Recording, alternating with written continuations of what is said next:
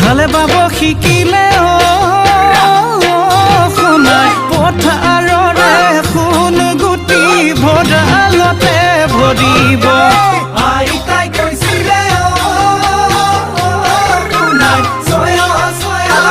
গগনে লাগে তই ধৰিব হালে বাব শিকিলে শুনাই পথাৰৰে সোণ গুটি ভঁৰালতে ভৰিব অতুলৈ মনে মেলি ভাবুতি নিকুৰি হে বাপেৰ চাকৰি নৈ কাণৰ চাপৰি শুনাই কেনেকৈনো খুজিম